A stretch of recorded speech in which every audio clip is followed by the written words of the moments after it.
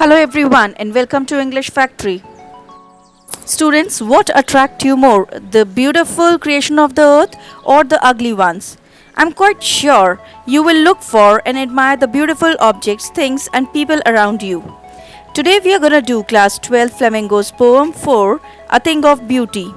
A Thing of Beauty is written by the famous poet John Keats. The poet says that a beautiful thing can give us extreme happiness and delight. Moreover, a beautiful thing is eternal, that never fades. According to the poet, the cause of gloom and sadness is the negativity.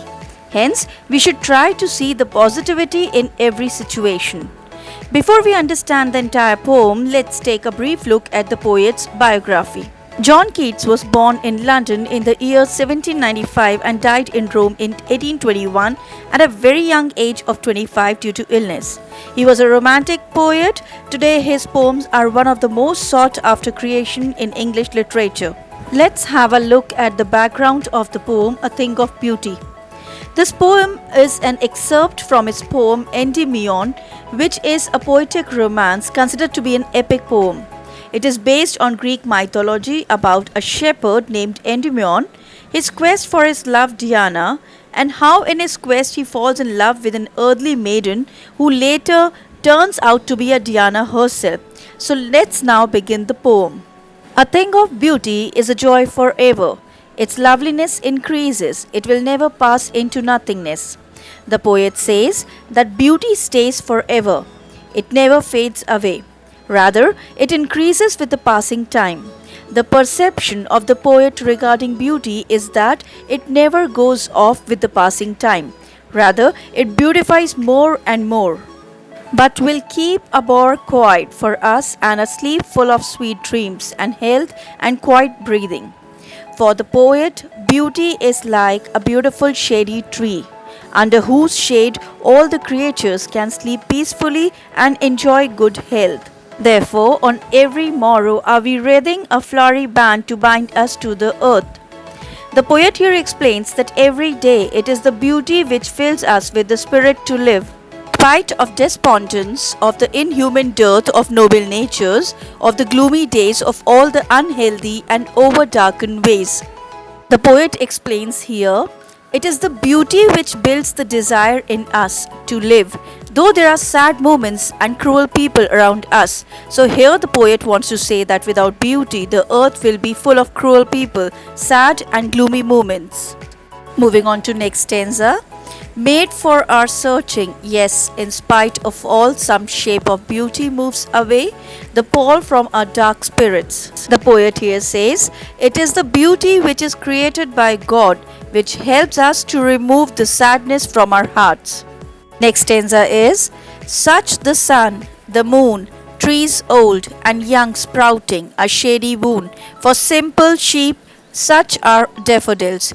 Here the poet describes the beautiful things which are present on the earth. These are the sun, the moon, the trees, the flowers such as daffodils, and the rivers. The poet says that all these things are like a blessings bestowed on all the creatures of the earth. Moving on to next stanza. With the green world they live in, and clear rills that for themselves a cooling covert make, gainst the hot season the mine forest break.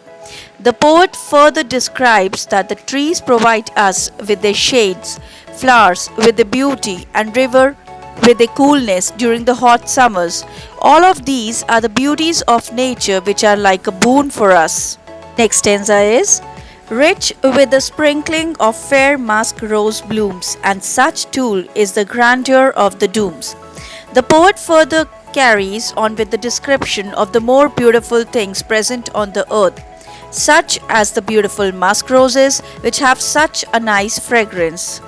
Next, we have imagined for the mighty dead all lovely tales that we have heard or read.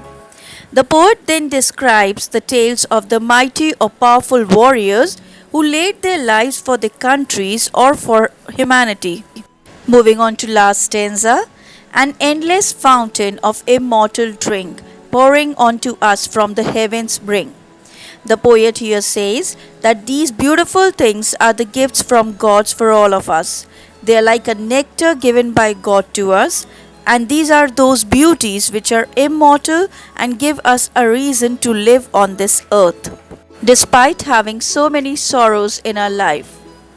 Now let's check out the vocabulary used in the poem. The first word is bower, which means a shady place under the tree. Next is morrow, which means the following day. Wreathing means surround or encircle. Next is despondence, which means depressed. Gloomy means sad. Boon means blessing. Rills is a small stream. Break is a process to slow down. Grandeur means high rank or socially important. Mighty means enormous. Immortal means never dying. And brink means edge. Let us now see the poetic devices used in the poem. First is alliteration. Sleep sweet. Band bind. Noble nature. Cooling covert. Next is metaphor. Bore quiet. Wreathing a flowery band. Immortal drinks. Next poetic device used is imagery. A flowery band to bind us. Trees giving shade. Sprinkling of fair musk rose blooms. Pouring from the heavens bring. And the last is antithesis, that is old and young. Now let us see the things which are used for beauty in the poem. The sun, the moon, shady trees, beautiful daffodil flowers, streams of water, dense green bushes of forest ferns where fragrant musk roses grow, tales of heroic men who sacrifice their lives.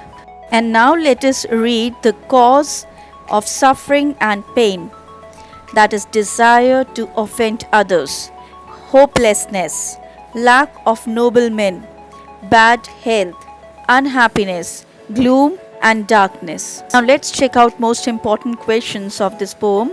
Question number 1. What does the line, "Therefore are we wreathing a flowery band to bind us to earth" suggest to you? Answer. It means that we get attached to the beautiful things around us and weave a pretty band which binds us with our life. It becomes the reason for us to live. Question number 2. What makes human beings love life in spite of troubles and sufferings? Answer. The eternal beauty of various things gives us happiness and relaxation. It makes us love life in spite of life's troubles and sufferings. Moving on to next question. Question number 3. Why is a grandeur associated with the mighty dead? Answer. The noble deeds of the brave men who sacrifice their lives are an inspiration for us forever. The beautiful legacy of their bravery is the grandeur which is associated with the mighty dead. Next question is question 4. Do we experience things of beauty only for short moments, or do they make a lasting impression on us? Answer. According to the poet, a thing of beauty is a joy forever. Even if we see it for a few moments, it has a lasting impression on us, and its beautiful memory stays with us forever. It inspires us to live despite the ruthlessness of life. Moving on to last question. What image does the poet use to describe the beautiful bounty of the earth? Answer. The beautiful bounty of the earth is described by endless fountain of immortal drink, which signifies that God bestows us with all his beautiful creations which help us live despite the sad, gloomy aspects of life. Here I end today's lesson with such a beautiful quote: wherever nature works, there will be beauty. Hope your today's learning is natural and beautiful. Kindly like, share and subscribe the channel for further notification.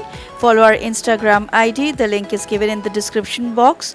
Waiting for your valuable comments. Thank you and stay blessed.